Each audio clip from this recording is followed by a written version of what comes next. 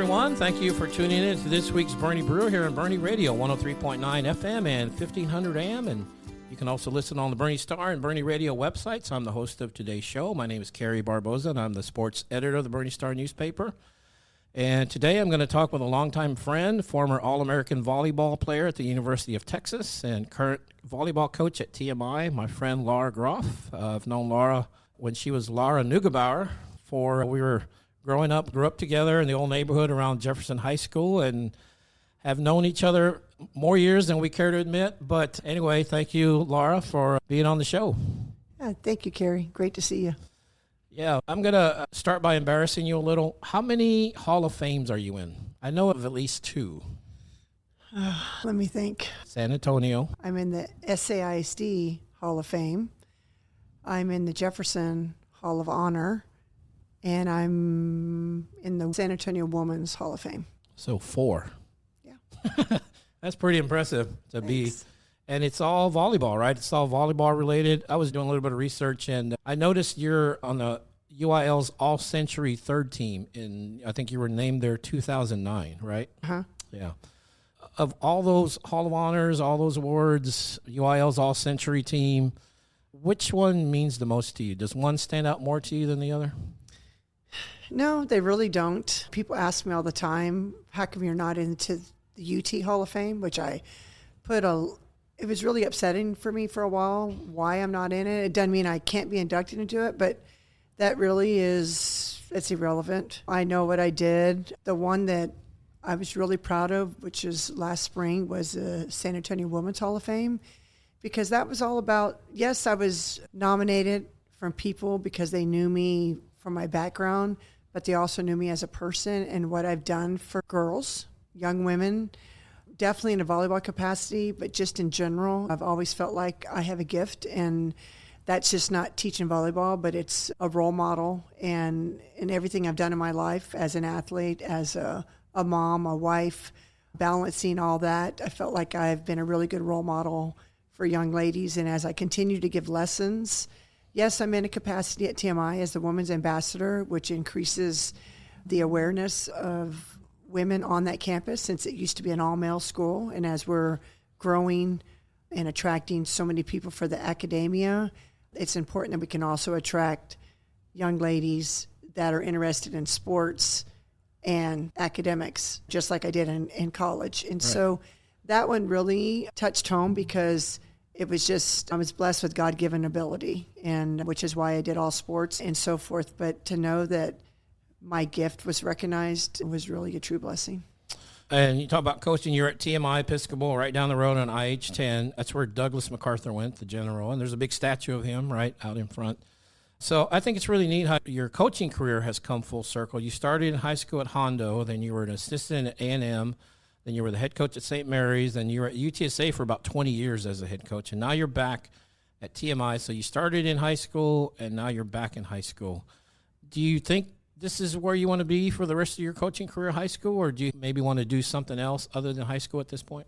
It's funny you ask. When I retired from college coaching, it was at the right time as things were changing into the NIL, and UTSA was growing, and mainly football-wise, but I felt like it was a frustration of not the support for the minor schools or sports, I should say.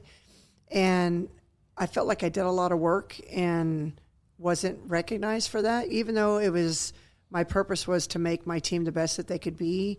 I felt like I needed a lot more for us to get to that next level as football got to that next level. As the school grew, we all needed to grow. And even though I experienced a lot of success there was still a frustration. So I really did some self-evaluation, and I thought there are a lot of jobs out there that are mid-level, like a UTSA, and a ton of athletic directors reached out to me.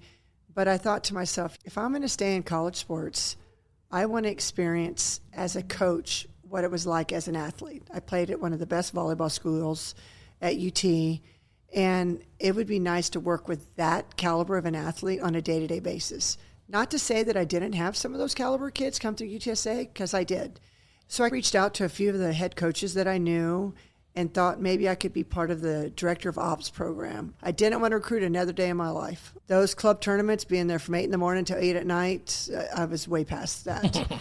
And I pursued a couple, and I just thought it didn't work out, and so I thought I was done. If somebody calls me and they want me to be a part of their program in a non-recruiting capacity where I can use my gift of coaching possibly, or just making that student athlete's life easier from the standpoint of their flights and everything else, and helping that coaching staff, knowing what it was like at UTSA doing all those things yourself without that support, then that would be great. But I feel blessed. When I first retired, that Brandon Raphael and I were friends, and he reached out to me, and I went over there and I helped with the junior high. And really my passion right now is lessons, but I wasn't able to use the gym, and they weren't ready to name an administrator on the women's side. And so I just continued doing lessons. And when he called me back and said, TMI is ready to invest in a woman's ambassador, I thought, you know what, this is my calling. Yeah. And so I'm very happy. I would not do anything else. I figure I just turned 60. Maybe I fulfill to that magical 65 retirement age. I'm not sure if that fits me just because I have so much energy and so forth, but I'd like to finish something that they hired me to do it at TMI. And I, like anybody, if somebody pursues you and it's something that I feel like, God willing, that I wouldn't turn it down either. I would at least talk to them. But right now, I'm pretty happy. I knew I didn't want to teach. There were a couple opportunities that came open, like New Braunfels was a women's AD and coaching volleyball. That would have been perfect, but it didn't work out and so forth. This is perfect for me. It's supposed to be part-time. I tell Father Scott on a daily basis. He goes, we're so lucky to have you. Like, look at you. You're a Hall of Famer driving a bus. And I said, remember, I'm part-time. So it's an ongoing joke over there, but I have the time, and I'll help our new AD, Peter Casey, with anything he needs. So it's really been a fun little gig. And I don't look at high school as private schools right now are a lot of college coaches that have retired, and they still have a passion and they still want to share their talent in a smaller entity and with less demands on your time. And so I'm able to still do the things I love. I picked up pickleball these last 2 years, and so I get that in and workouts in the morning or just whatever. And we practice in the afternoons, but if there's meetings or stuff in the mornings, I just balance out my schedule. But it's not like the rigorous of you're playing, you're traveling, you're flying, you're doing everything. That was a really tough schedule. Yeah. That is Laura Groff joining us here on the Boerne Brew. So you were, like I said, you started at Hondo. How many years were you at Hondo? A couple? I was 3 years at Hondo. I was at Texas A&M as the assistant for 2 years. And then I went to St. Mary's. St. Mary's, right. And I got the head job. Buddy Meyer called me, and he offered me the head job, and I was there for 8 years. But when I took that job, I also took the reign of running Alamo Club Volleyball.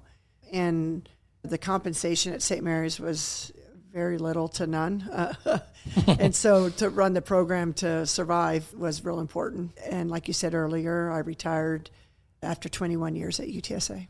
So St. Mary's, let's go back to St. Mary's a little bit. Didn't Tisha Pettibon play for you there? Yes, she did. Tisha was the Boerne High coach. Actually, Tisha played for me at Hondo High School, too. Oh, is that right? At Hondo and at St. Mary's. Uh-huh. And I think she ended up at UT for a little bit. But so, yeah, now she's the volleyball coach in Bandera. She was at Boerne coach for a long time, about 15 years. And I know Chester, her husband's been on the show. So at St. Mary's, you had what I found a record of 256 and 62. So you won 80% of your games, made 3 national tournament appearances during your time there. And then, like you said, you went to UTSA. I know it was about 20, but you said it was 21. There was that COVID year in there, which was... Right. What was your best year at UTSA as far as record, deepest playoff run, that sort of thing? Because I used to go watch your teams play when UTSA.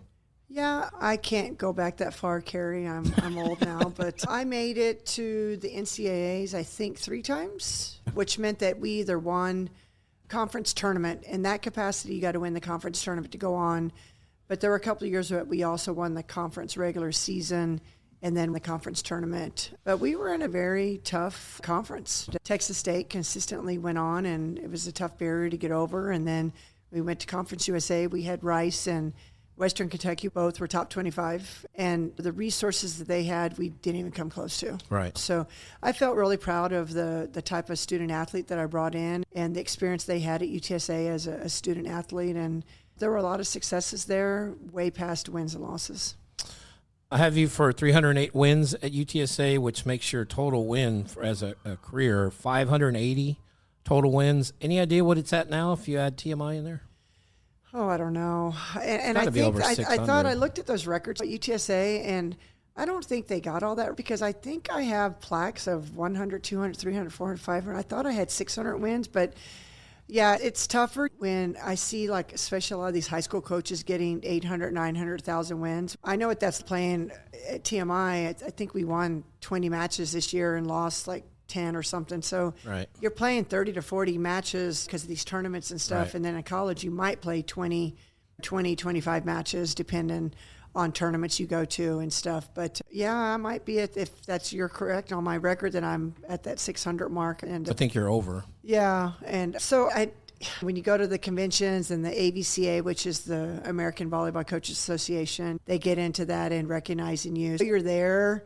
My whole thing was, my goal always at UTSA was have a 20-win season, if that was possible. And like I said, some years it was, some years it wasn't. Just you try to prep yourself in the preseason for getting a great RPI, because if you don't win the conference tournament, which only one team does, then you still can get into the tournament. Right. But that was tough. That is Laura Groff joining us here on the Boerne Brew. Let's talk about your playing career. So you played at Jefferson, we talked about, and then you went on to play at the University of Texas, where you had the chance to play with your sister, Sharon. And I remember going to some of the matches when you were there at Texas. What was that like to play with your sister? You got to play with her in high school, then you got to play with her in college. And not many families can say they did that. What was that like for you to play with Sharon? I'll backtrack. Playing with her, it wasn't just volleyball. We went through Jefferson High School, and we went from volleyball to basketball and track. And I was a fast pitch player in the summer, which she just did high jump and stuff like that in a club capacity, working out. So when she got recruited to Texas, I have to tell you a funny story. So I'm one of 8 children, and my second oldest brother went to A&M. And every Christmas he'd come home and he'd bring his A&M shirts. So here we are running around with Aggie shirts, thinking, okay, we're Aggies.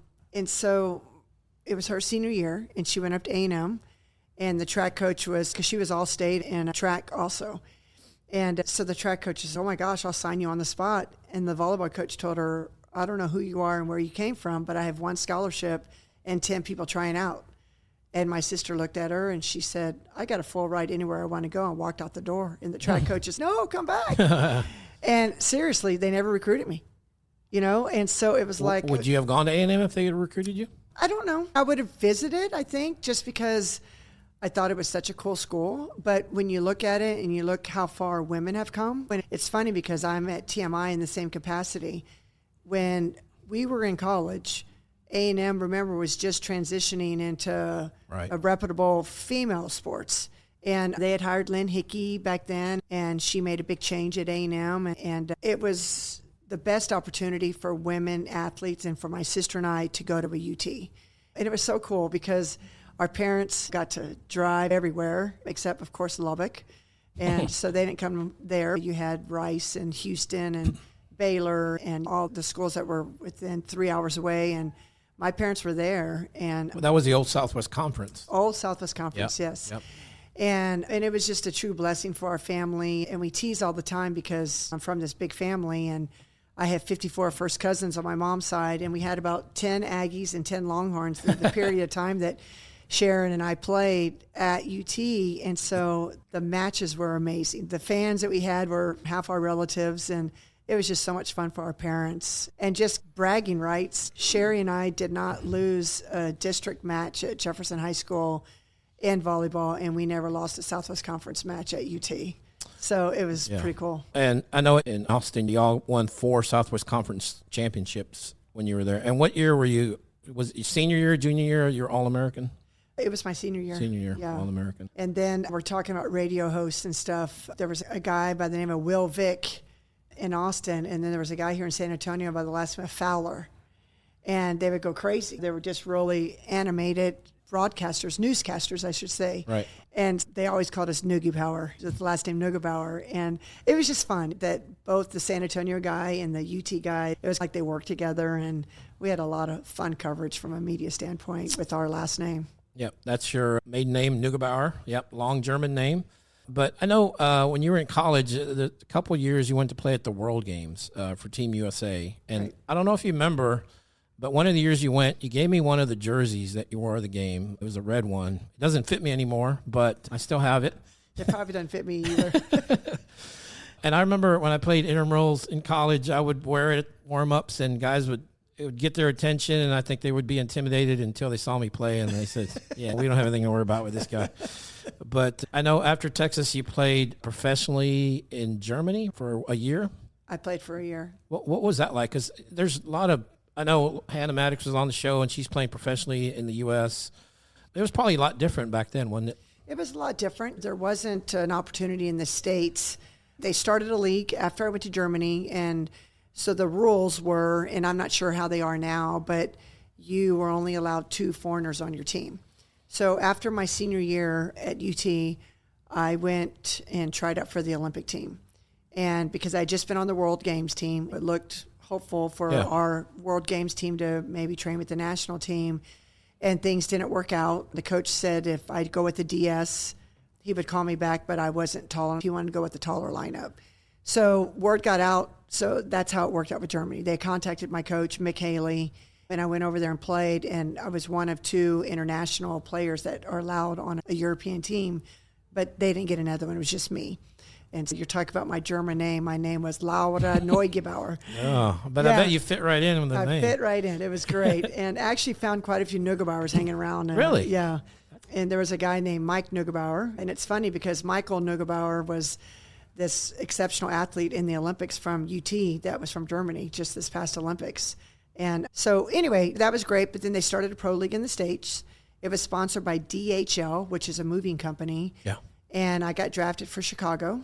And so I went and played with that. And probably one of my biggest regrets in life was it went bankrupt. So I knew some of the girls were going to go back and graduate from college, whatever. I was already a graduate. And I thought, I'm going to get on with my life. But one of my biggest regrets was not going back to play. I was so good. I was so good up until 30. And all of my friends had left Germany, were in Italy. The money was better. The teams were better. And then it just kept growing. And so now you see what's happened. It's everywhere. And girls are playing. Hannah had an opportunity to possibly go overseas and play. And so you have a lot of them playing in the fall. And then they come back in the spring and they're playing in this league that I hope continues to prosper. And they've done it the right way because they have a ownership. It's not just an organization owning it. So it has its own. Different investors too. Yeah. And that's what they learned from the European system, is that they have people that own the team over there. And people don't understand, but they don't have high school and college teams like we do in the States. So you play for a town team. So I literally played with 30-year-old women and 18-year-old girls. And I learned a lot more about it when I coached at UTSA, and I had those girls from Eastern Europe, the Serbians and Croatians. And a lot of the young ladies, they leave their homes and go live in little towns, train in camps. And they train all day and practice at night and go to school. It's like homeschool. Yeah. And so, yeah, that was great. And so I played for Chicago, and I thought, I'm just going to go in the real world. And that's when I got the job at Hondo High School, like Coaching. in May, in the summer. Did you make much money playing professionally in Europe? It probably pays a lot better now, but back then, was it decent pay? Decent pay because you had no expenses. I lived with the family. They gave me a car. You're not taxed. Like, all you do is travel and play. It was a lot of fun. That is Laura Groff joining us here on the Boerne Brew. And so you mentioned you go to Hondo. So that was your first coaching job, and you've had several since then. But how much has coaching changed, if any, since you first started?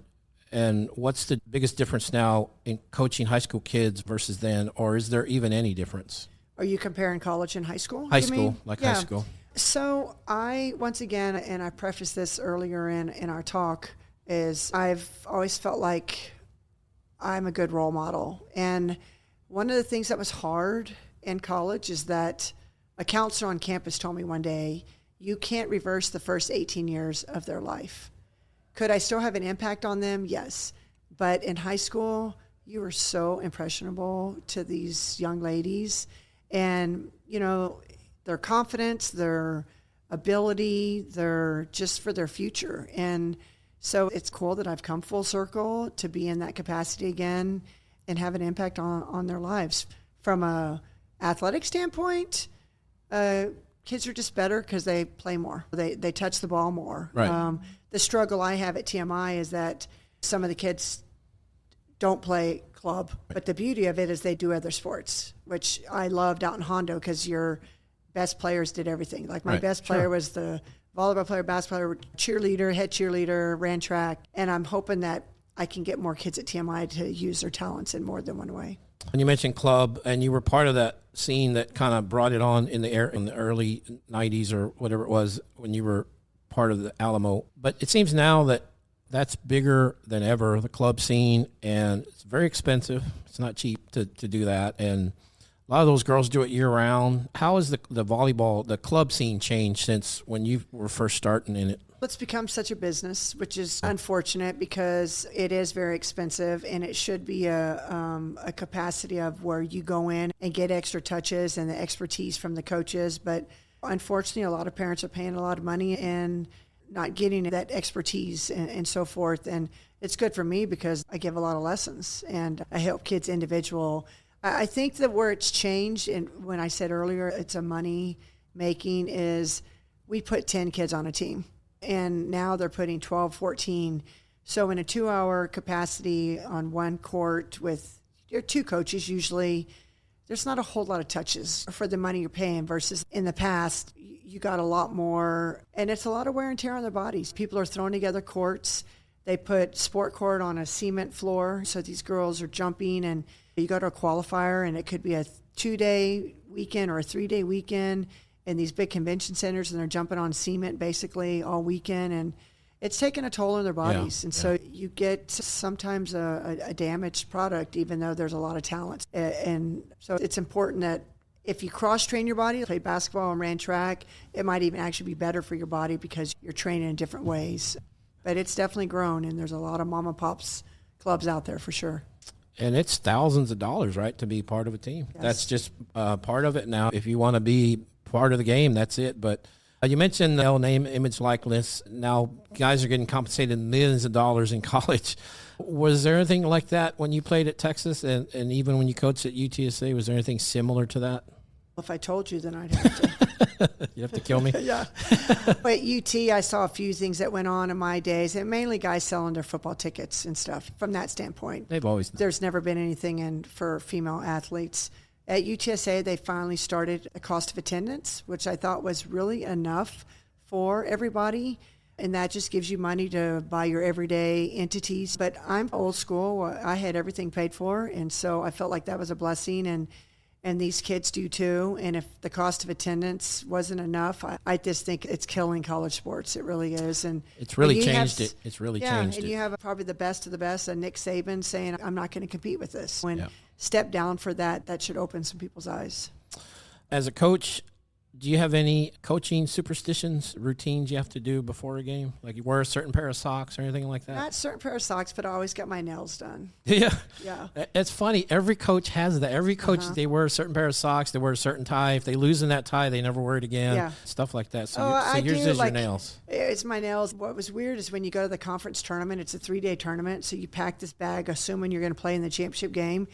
And you save this one jacket, like, I was so successful, I think I'm going to wear it for the championship game, and you lose out in the semifinals or something. You should have worn it earlier. I know. And then you wear it earlier, and then you wear something that you lost in or whatever.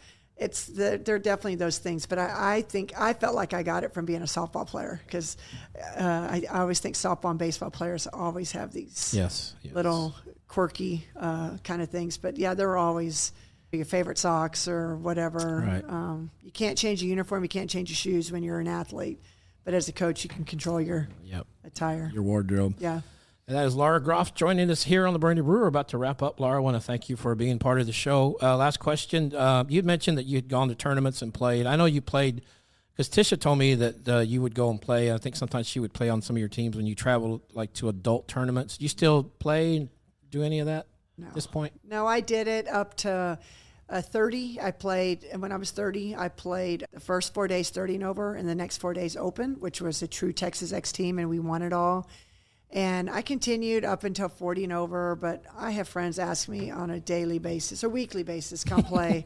I have no desire. No. Maybe in the sand a little bit, but nothing indoor. I'm not jumping and throwing my body out there. And no. So you're done. I'm done. We're done on the show, too. So we want to thank you for being part of the show. It's great catching up with you. Like I said, you and I have known each other many years, and it's always great to visit with you and catch up and check on your family and all that. So thank you for being a part of the show. Well, thank you. Go Mighty Mustangs. All right. That is Laura Groff joining us here on the Boerne Brew. Thank you, Laura, and thank you out there for listening. We'll talk to you next time.